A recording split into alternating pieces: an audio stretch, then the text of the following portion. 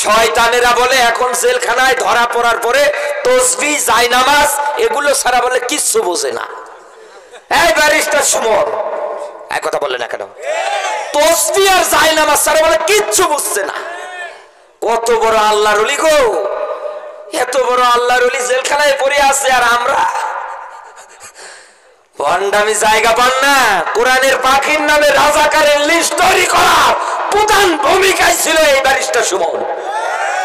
এদেশে হাসিনা পালানোর পরে আমাদের দেশের সবার উচিত ছিল এদের জেলে না আটকিয়ে সব কটারে জনতার সামনে ফাঁসির দড়িতে ঝোলানো। কিসের সার, কিসের মাপ? ওরা কি জানতো না এই লোকটা 50 বছর কোরআনের তাফসীর করেছে তামাম বিশ্বে, তামাম ওয়ার্ল্ডে। পুরো রমজান মাসটা যিনি ইতিকাফে সৌদি আরবে মসজিদে হারামে পড়ে থাকে, ইনাকে আমরা কেমনে রাজাকার অপবাদ দেই? ইনাকে কেমনে 71-এর মানবতা বিরোধী অপরাধী বানাই? এটা কি জানতো না? তারপরেও কেন এই লোকটাকে এত নির্মম কষ্ট নির্যাতন দিয়ে দুনিয়া থেকে বিদায় করলেন? আমাদের উচিত এখন ওদেরকে এর চাইতেও বেশি কষ্ট দেওয়া দরকার। দেখ কেমন মজা লাগছে এখন, দেখ। কিন্তু দেবেন কি?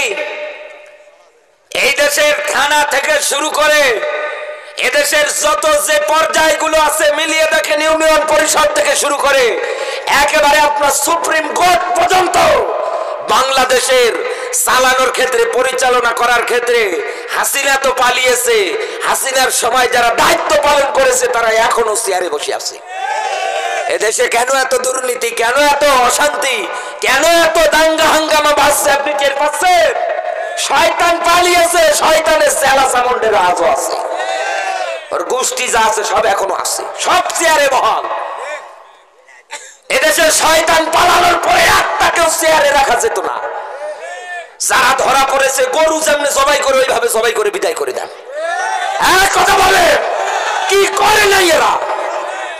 মিলিয়ে দেখেন, আল্লাহর হক গুলো আল্লাহ ইচ্ছা করলেই পুরো জয়পুরহাট জেলার মানুষদের মাফ করতে পারবে। আল্লাহর কারো কাছে জবাবদিহিতা কৈফিয়ত দেয়া লাগছে না, লাগবে না। কিন্তু আপনি তো আটকিয়ে যাচ্ছেন আর একটা জায়গায়। তাওবা করার ক্ষেত্রে আমরা যেটা জানি যে আল্লাহর হক, আপনি মাফ চাচ্ছেন, আল্লাহ তুমি আমার মাফ করে দাও, আমি তোমার এই হকগুলো এতদিন আদায় করি নাই, আল্লাহ আজান শুনেছি তাও মসজিদে যাইনি, আল্লাহ তুমি আমার মাফ করো। আল্লাহ যদি বান্দার উপরে দয়া করে শিরিক বাদ দিয়ে যত এরকম আছে এই হক গুলো যদি ও আদায় না করে, আল্লাহ বলেন আমি ওকে মাফ করে দেব। সুবহানাল্লাহ বলতে পারেন? কিন্তু আর একটা হক, সেটা হচ্ছে বান্দার হাক্কুল ইবাদ, বান্দার হক। বান্দা যতক্ষণ মাফ করবে না ততক্ষণ আল্লাহ মাফ করবে না। আপনি তো আল্লাহকে কষ্ট দেন নাই, কষ্ট দিয়েছেন এই লোকটাকে। এক কথা বলে, আপনি কষ্ট দিয়েছেন এনার পরিবারকে, আপনি কষ্ট দিয়েছেন এনার স্ত্রীকে, আপনি কষ্ট দিয়েছেন এনার ছোট্ট সন্তানকে। দুনিয়া আসার পরে মাত্র 2.5-3 মাস বছর বয়স, আপনি সাদা পোশাক পরে এসে মাহফিলের ডেট নেওয়ার কথা বলে আপনি চলে গেলে, ধরে নিয়ে নিরপরাধ একটা মানুষকে 3 বছর আটকালে। কারাগার থেকে বের হয়ে আসার পরে সোফায় বসে আছে, এই ছোট্ট মেয়েটার বয়স বেড়ে হয়ে গিয়েছে 3 বছর। ডাক দিয়ে বলছে, বাবা আমাদের চাচ্চু, আমাদের বাসায় একটা হুজুর এসেছে। কোথায়? বলো ওই যে হুজুর চেয়ারে বসে আছে। নিজের বাবাকে পর্যন্ত চেনে না। কি কষ্টটা দিয়েছেন এই মেয়েটার। কি এই 3 বছরে হক ছিল না? বাবার হক ছিল না? বাবা হিসাবে মেয়ের প্রতি হক ছিল না? স্ত্রীর হক ছিল না? পরিবারের অধীনস্থ যারা আছে এদের হক ছিল না? আপনি একটাও আদায় করতে দেননি। এরা যতক্ষণ মাফ করবে না ততক্ষণ আল্লাহ মাফ করবে না। আর শয়তানেরা বলে এখন জেলখানায় ধরা পড়ার পরে তসবিহ জায়নামাজ এগুলো ছাড়া বলে কিচ্ছু বোঝে না। এই ব্যারিস্টার সুমন এক কথা বললে না কেন? তসবিহ আর জায়নামাজ ছাড়া বলে কিচ্ছু বুঝছে না। কত বড় আল্লাহর ওলি গো, এত বড় আল্লাহর ওলি জেলখানায় পড়ে আছে আর আমরা ওয়ান্ডামি জায়গা পান না। কোরআনের পাখির নামে রাজাকারের লিস্ট তৈরি করা প্রধান ভূমিকায় ছিল এই ব্যারিস্টার সুমন। এদেশে হাসিনা পালানোর পরে আমাদের দেশের সবার উচিত ছিল এদের জেলে না আটকিয়ে সব কটারে জনতার সামনে ফাঁসির দড়িতে ঝোলানো। কিসের সার, কিসের মাপ? ওরা কি জানতো না এই লোকটা 50 বছর কোরআনের তাফসীর করেছে তামাম বিশ্বে, তামাম ওয়ার্ল্ডে। পুরো রমজান মাসটা যিনি ইতিকাফে সৌদি আরবে মসজিদে হারামে পড়ে থাকে, ইনাকে আমরা কেমনে রাজাকার অপবাদ দেই? ইনাকে কেমনে 71-এর মানবতা বিরোধী অপরাধী বানাই? এটা কি জানতো না? তারপরেও কেন এই লোকটাকে এত নির্মম কষ্ট নির্যাতন দিয়ে দুনিয়া থেকে বিদায় করলেন? আমাদের উচিত এখন ওদেরকে এর চাইতেও বেশি কষ্ট দেওয়া দরকার। দেখ কেমন মজা লাগছে এখন, দেখ। কিন্তু দেবেন কি? এই দেশের থানা থেকে শুরু করে এদেশের যত যে পর্যায়গুলো আছে মিলিয়ে দেখেন, ইউনিয়ন পরিষদ থেকে শুরু করে একেবারে আপনার সুপ্রিম কোর্ট পর্যন্ত বাংলাদেশের চালানোর ক্ষেত্রে, পরিচালনা করার ক্ষেত্রে হাসিনা তো পালিয়েছে, হাসিনার সময় যারা দায়িত্ব পালন করেছে তারা এখনো চেয়ারে বসে আছে। এদেশে কেন এত দুর্নীতি, কেন এত অশান্তি, কেন এত দাঙ্গা হাঙ্গামা বাজছে? আপনি টের পাচ্ছেন? শয়তান পালিয়েছে, শয়তানের চেলা চামুন্ডের আজও আছে, ওর গোষ্ঠী যা আছে সব এখনো আছে, সব চেয়ারে বহাল। এদেশের শয়তান পালানোর পরে একটাকেও চেয়ারে রাখা যেত না। যারা ধরা পড়েছে গরু যেমনি জবাই করে ওইভাবে জবাই করে বিদায় করে দেন। এক কথা বলে কি করে নাই এরা? তাহলে না এই বাংলাদেশে আপনি তাকালে দেখতে পারতেন, আজকের এই দিনের কথা বলছি, যদি আমরা এই কাজ করতে পারতাম, এই পার্শ্ববর্তী দেশ নরেন্দ্র মোদী সহকারে বিজেপি সরকারের যত মুখ্যমন্ত্রীরা আছে একটাও বাংলাদেশ নিয়ে নতুন করে ষড়যন্ত্র করার সুযোগ পেত না। আমরা পিছিয়ে, আমরা দরদ ভালোবাসা দেখাচ্ছি, আমাদের বেলায় ওদের কোনো দরদ ভালোবাসা নেই। এক কথা বলে না কেন? কোনো দরদ ভালোবাসা নেই। কিন্তু আপনি যে এই দুনিয়ায় বান্দার হকটা নষ্ট করলে, বান্দার হক বান্দা যদি মাফ না করে, মাফ করবে না কে? বলেন বলেন বলেন। তাহলে এই কাজের সঙ্গে আপনার দল করার ক্ষেত্রে যারাই জড়িত সব কটা যাবে জাহান্নামে। এদের জাহান্নামে দেবে কে? বলেন বলেন।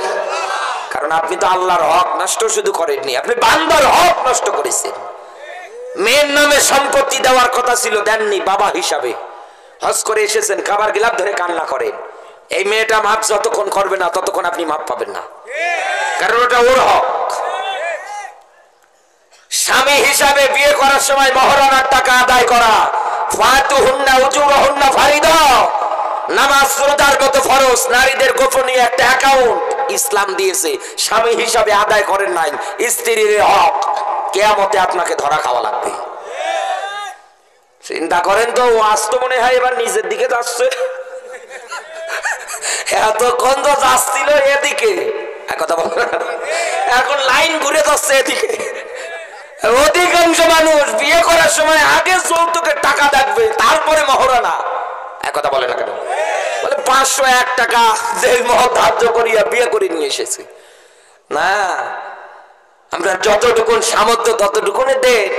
আপনার মেয়ের সম্পত্তি ভাগের ক্ষেত্রে যতটুকুন পায় ততটুকুন দেন, এটা ওদের হক। নতুবা এটা আদায় না করে ছেলের নামে সব দিয়ে যদি মারা যান, সাপোজ আপনি কবরে, আপনার মেয়েটা স্বামীর বাড়িতে নির্যাতন সহ্য করতেছে, কারণ টাকা পয়সা পাচ্ছে না ওইভাবে, স্বামীর টাকা দরকার, বলছে ভাই ভাইয়ের বাড়ি যা, গিয়ে টাকা নিয়ে আয়। মেয়েটা বাধ্য হয়ে নির্যাতন সহ্য করতে না পেরে ভাইয়ের বাড়ি আসে। আসার পরে দরজার সামনে দাঁড়িয়ে ডাক দিয়ে বলে, ভাই আমার 2 লাখ টাকার দরকার। ভাই বলছে, এখনো ওই জায়গায় বসে আছিস, বেরো। এক কথা বলে না কেন? এটা আমি হাসির খোরাক দেইনি। ভাই বোনকে বলছে, এখনো এখানে মেও মেও করিস, এইসব বলিস? পারবো না, আমি তোর একটা টাকা দিতে পারবো না। বাধ্য হয়ে এই মেয়েটা স্বামীর বাড়িতেও যেতে পারে না, গেলে আবার মার খাবে, ওরে তো জীবন নাকি। বাধ্য হয়ে মা বাবার কবরের পাশে দাঁড়িয়ে চোখ থেকে পানি ঝরায় আর কান্না করে আর ডাক দিয়ে বলে, মা আর বাবা, আমি যতটুকুন সম্পত্তি ভাগে পেতাম তোমরা যদি দিয়ে যেতে আজকে আমার এই কঠিনতম দিন দেখা লাগতো না। শেষে না যেতে পারে ভাইয়ের বাড়ি, না যেতে পারে স্বামীর বাড়ি, বাধ্য হয়ে রেল লাইনে জীবন বিলিয়ে দেয়, নতুবা স্টেশনে থেকে থেকে রাত কাটিয়ে দেয়। একথা বলে না কেন? এই মানসিক চাপ সহ্য করতে না পারে মাথার ব্রেন পর্যন্ত নষ্ট করে ফেলে। আপনি একদিন একটা পাগলের সাথে গিয়ে বসে গল্প করেন। এই জয়পুরহাট রেলওয়ে স্টেশনে যারা বসে থাকে ময়লা কাপড়, ময়লা অবস্থায়, দুর্গন্ধ শরীর নিয়ে একদিন বসে গল্প করেন, আপনি অনেক তথ্য পাবেন, অনেক কিছু জানতে পারবেন। জীবন কারে কয় আপনি তো ঘৃণায় যান না। আল্লাহর কোরআনের বিধান, যারা মানুষের প্রতি দয়া করে, জীব জন্তুর প্রতি দয়া করে, তাদের প্রতি দয়া করে কে? বলেন। সে আমার ভাই, আমি যতটুকুন পারবো আমার কাছে হাত পেতেছে, সামর্থ্য অনুযায়ী তাকে আমি দেব, তাকে ঘৃণা করব না। আপনি তো জীবনের ব্যাকগ্রাউন্ড শুনলে আপনি অবাক হবেন। আমি এই যে আতাহারে ওয়াজ করতে এসেছিলাম, আতাহার আপনার জয়পুরহাট কালাই বেগুনবাড়ি, ওদিক দিয়ে মলামগাড়ি, ওদিক দিয়ে দুপসাসিয়া, ওদিকে মাহফিল করে আমার রাতে ট্রেন ছিল সিলাহাটি এক্সপ্রেস, ধরতে পারি নাই। সেই ট্রেন আসবে আপনার ওদিকে কুড়িগ্রাম এক্সপ্রেস না কি যেন একটা ট্রেন আসার কথা আপনার এদিক দিয়ে, উপায় না পেয়ে এখন স্টেশনে বসে আছি, পাগলের সাথে গল্প করছি, ইংরেজি কথা বলছে আমার সাথে। আমি চিন্তা করলাম যে আসলে এনার ব্যাকগ্রাউন্ড আছে কিছু। উনি তখনকার সময়ে ভালো একজন শিক্ষিত মানুষ, চাকরি করতেন, ছেলেগুলোরে মানুষ করেছে সব যার যার মতো, আর বাবার দিকে কেউ দেখে না। পেনশনের যা টাকা পেয়েছে সব ভাগ পেটে নিয়েছে, বাবা এখন পথের ফকির। বাস্তবতায় মিলিয়ে দেখেন মানুষ আমরা হচ্ছে কি? একথা বলে না কেন? সেই তো মানুষে থেকে যাচ্ছি, সেই তো মানুষকে কষ্ট দিচ্ছি, হক আদায় করি না। আপনি সন্তান হিসাবে মার বাবার দায়িত্ব পালন করা দায়িত্ব, কর্তব্য। একথা বলে না কেন? এটা আপনার উপর ফরজ। আপনি করেন না, সুন্দরী বউয়ের দিকে তাকিয়ে সব ভুলে যান, এরকম লোক নেই। আছে মানে আমরাই, আছে মানে বাইরে যাওয়া লাগে, এখানেই আছে। আমার বন্ধুরা, রাত গভীর হয়ে যাচ্ছে, আমি আপনার মাঝে আর বেশি সময় ধরে কথা বলবো না। আমি আমার মূল আলোচনার দিকে এবার প্রবেশ করতেছি। ফেরেশতারা আপনার আমার ব্যাপারে এটা 1 নাম্বার বলেছিল। বাস্তবতা এই কোরআনের আয়াত আর ফেরেশতাদের জবানিটা মিলিয়ে দেখেন, খাপের খাপ, মুমতাজের বাপ মিলে যায়। একথা বলে না কেন? 2 নাম্বার, ফেরেশতারা আপনার আমার ব্যাপারে আল্লাহর কাছে আরজি করে ডাক দিয়ে বলেছিল, ক্বালু আতাজালু, আল্লাহ এদের না বানালেই তো ভালো হয়, তোমার তাসবিহ তাহলিল গুণগান গাওয়ার জন্য তো আমরাই আছি। এই 2টা কথা কেন আপনাকে আমাকে নিয়ে ফেরেশতারা আল্লাহর সামনে বলেছিলেন? কারণ আছে। এই আয়াতটা নিয়ে যখন গবেষণা করতে ধরেছি, বিভিন্ন কিতাবের সঙ্গে যখন আয়াতটা মেলাতে শুরু করেছি, কেন বললেন এই কথাগুলো ফেরেশতারা, তখন আমি স্পষ্ট ভাবে ব্যাখ্যা পেয়েছি।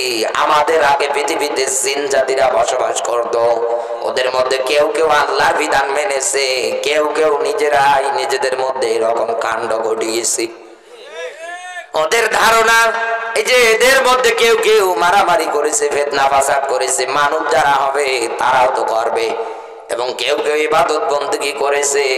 ওদের ধারণা মানুষদের মধ্যেও ঠিক একই কায়দায় এরকম কেউ কেউ ইবাদত বন্দেগী করবে। এই জন্য ওরা আপনার আমার ব্যাপারে আল্লাহর কাছে ডাক দিয়ে বলেছিল, আল্লাহ তোমার তাসবিহ তাহলিল গুণগান পাঠ করার জন্য তো আমরাই যথেষ্ট আছি।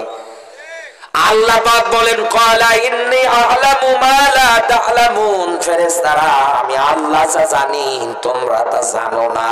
এ কথা কার? আল্লাহ এটাই জানে। এই পৃথিবীর ময়দানে আমার দ্বীন আর ইসলাম বিজয় করার জন্য মুসলমানদের মধ্যে এমন একটা দল, এমন একটা সংগঠন, এমন একটা কাতার তৈরি হবে যারা দুনিয়ায় সত্যের উপরে টিকে থাকতে গিয়ে হাসতে হাসতে জীবন দেবে, তারপরেও দুনিয়ায় বাতিলের কাছে আপোষ করবে না। এর ব্যাখ্যা যদি খুঁজতে চান আপনাকে তাকানো লাগবে সূরা ফাতির 35 নাম্বার সূরার 32 নাম্বার আয়াতটা একটু বাস্তবে মেলান। আল্লাহ বলেন মানুষদের ভিতরে 1 নাম্বার ওরা নিজেরাই নিজেদের উপরে জুলুম করে।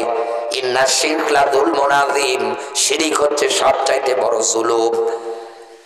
2 নাম্বারে এই দুনিয়ার ময়দানে মানুষদের মধ্যে একটা কাতার হবে, তারা মাঝামাঝি অবস্থানকারী হয়, দোদুল্যমান, একবার এদিকে আর একবার ওদিকে, তথা মুনাফিক। 3 নাম্বারে দুনিয়ায় আল্লাহ তাদের ব্যাখ্যাগুলো দিয়েছে, দুনিয়ায় সত্য বিধানের উপরে টিকে থাকবে, আর পৃথিবীতে সর্বশ্রেষ্ঠ সত্য কিতাব আল্লাহর কোরআন।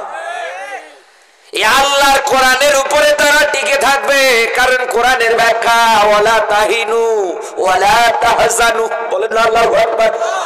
আল্লাহ বলেন কোনো ভয় নেই, কোনো চিন্তা নেই। এই জমিনের ময়দানে যদি তোমরা মুমিন হয়ে থাকো, তাহলে জমিনে বিজয় তোমাদের কেউ ঠেকাতে পারবে না। আল্লাহ বলেন এই মুমিনদের একটা কাতার হবে, তারা দুনিয়ায় সর্বদিক দিয়ে চেষ্টা চালাবে, নিজের ঘরের বউটাকে যদি বিধবা বানাতে হয় বানাবে, তারা নিজের সন্তানকে যদি এতিম বানাতে হয় বানাবে, তারা যদি নিজের পরিবারের ভাই বোন আত্মীয় স্বজন সবার মায়া মহব্বত যদি ত্যাগ করা লাগে কোরআন প্রতিষ্ঠার জন্য, ইসলামী বিধান হুকুমত কায়েমের জন্য, তারা সব বিসর্জন দেবে। কারণ যারা দুনিয়ায় শাহাদতের মর্যাদা পেতে চায় তাদেরকে কোনোদিন টাকা দিয়ে দুনিয়া দিয়ে আপনি আটকাতে পারবেন না। আপনাদের এলাকার মধ্যে কিছু শহীদ হয়েছে, আমি আসার সময় শুনেছি একাধারে গুলি খেয়ে 7 জন বিদায় নিয়ে চলে গিয়েছে। কথা বলে না কেন? আমি সেই সব শহীদ যারা আছে তাদেরকে স্মরণ করছি কোরআনের মাহফিল থেকে। আল্লাহ যেন আমাদেরকেও এই ক্যাটাগরিতে মরণ দেয়, আল্লাহ যেন এদের জীবনের গুনাহগুলো মাফ করে দেয়, কবরটাকে যেন আমার আল্লাহ রিয়াজুল জান্নাহ বানিয়ে দেয়, বলেন আমিন।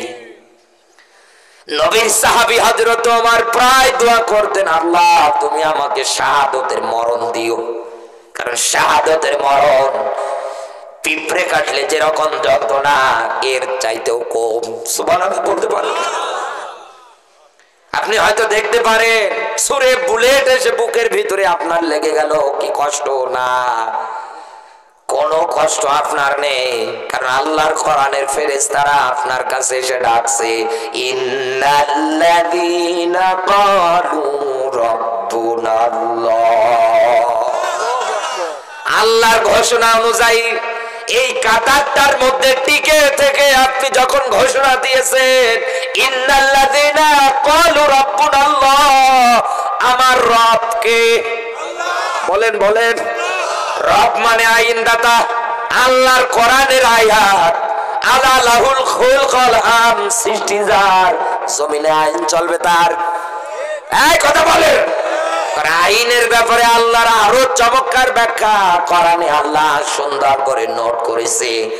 আল্লাহ পাক বলেন, ইয়াকুলুনা হাল্লানা মিনাল আমরি মিন শাইইন কুল ইন্নাল আমরা কুল্লাহু লিল্লাহ। আল্লাহ পাক বলেন, নবী বলেন, পৃথিবীতে আইন বানানোর ক্ষমতা অধিকার আমি আল্লাহ কারো হাতে দেইনি, এটা নিজের হাতে নিয়েছে কে? আরো জোরে বলেন। আইন বানানোর একচ্ছত্র মালিক যিনি তিনি আমার আল্লাহ, তিনি আইন বানিয়ে দিয়েছে এই কোরআনে। সুবহানাল্লাহ বলতে পারেন? কেন দুনিয়ার ময়দানে মানুষের হাতে আমার আল্লাহ আইন বানানোর অধিকার ক্ষমতাগুলো দেয়নি? কারণ মানুষের হাতে যদি আইন বানানোর ক্ষমতা অধিকার দিত, ও হয় নিজের সাথে নতুবা নিজের দলীয় সাথে দেখে দেখে আইন বানাতো। এই কথা বলে, যেটা আপনি 16-17 বছরে তাকিয়ে দেখলেন বাস্তব রূপে। এই জমিনে আমরাও যেহেতু বলেছি জবান দিয়ে আমাদের রবকে, রবের এক নাম্বার অর্থ আইনদাতা, রিজিক দাতা, অভিভাবক ওকে। আজকের পর থেকে আপনার আমার জীবনে আইনগুলো কেমনে কায়েম করা যায় ওই চিন্তা মন মানসিকতা তৈরি করা লাগবে। কারণ আপনি বলেছেন আমার রব আল্লাহ, শুধু দুনিয়ায় না, আপনি মারা যান, এখানে একটা মানুষ যদি এখনই মারা যায় সঙ্গে সঙ্গে এই জায়গায় এলান হবে, মসজিদের মাইকে পর্যন্ত এলান হবে। এক কথা বলেন, দূর দূরান্ত আত্মীয় স্বজন আছে সবাইকে ইনভাইট করবে, সবাইকে একাধারে বলে দেবে অমুক দিন তার জানাজা হবে, সবাই আসবেন। মাইক দিয়ে পুরো জয়পুরহাট সদরটা মাইকিং করে দেবে, দূর দূরান্ত থেকে লোকজন ছুটে ছুটে আসবে। কার জানাজা? অমুকের অমুকের, সকাল 10টায় জানাজা। সুন্দর করে আপনার জন্য কেউ গরম পানি তৈরি করতেছে বড়ই পাতা দিয়ে, কেউ বা আপনার জন্য কবরটা খুঁড়তেছে, আপনার জন্য থাকার ঘর জায়গা তৈরি করতেছে, কেউ বা বাসতলায় বাস কাটতেছে, কেউ বা আপনার জন্য বাজারে চলে গিয়েছে কাফনের কাফন কেনার জন্যে। আপনাকে সুন্দর করে চকলেটের মতো মুড়িয়ে কবরে রেখে আসবে। মন কান্না কি দেশে ডাক দিয়ে বলবে মান রব্বুকা, বল তোর রব কি? এই দুনিয়ায় যারা বলেছেন আমার রব আল্লাহ, রব বলার পরে যারা চুপ করে আছেন, কোনদিন মাঠে ময়দানে আল্লাহর বিধান আইন কানুন রসন বসন কায়েমের জন্য যারা যাননি তাদেরকে জিজ্ঞাসা করবে, এমনকি আমাকেও করবে। কথা বলে না কেন? পুরো জয়পুরহাট জেলার মানুষ না, পৃথিবীতে যত মানুষ আছে সবাইকে প্রশ্ন করবে ফেরেশতারা এসে জিজ্ঞাসা করবে মান রব্বুকা, বল তোর রবকে। এখন আপনি দুনিয়ায় রবের আইন কায়েমের বাস্তবায়নের কোন ভূমিকা, কোন স্বপ্ন আপনার ভিতরে ছিল না। আপনি দুনিয়ায় দিন কায়েমের কথা শুনলেই রাগ করতেন, কবরে যখন জিজ্ঞাসা করবে আপনি বলবেন লালাদ্রি লালাদ্রি, আমি কিছু জানি না। ফেরেশতারা মনে হয় আপেল কেটে দেবে, বলে এবার খা, এবার ঘুমা। একাধারে আপনাকে ওই জায়গার মধ্যে আযাব দেওয়ার জন্য রেডি হয়ে যাবে। দ্বিতীয় নাম্বার স্টেপে প্রশ্ন করবে, বল দুনিয়ায় তুই কোন দলের লোক ছিলি? মান দিনুকা, বল তোর দিন কি ছিল? দিন মানে জীবন ব্যবস্থা। ইন্নাদ দীনা ইনদাল্লাহিল ইসলাম, মুসলমান যারা আছে আল্লাহর কোরআনের ব্যাখ্যা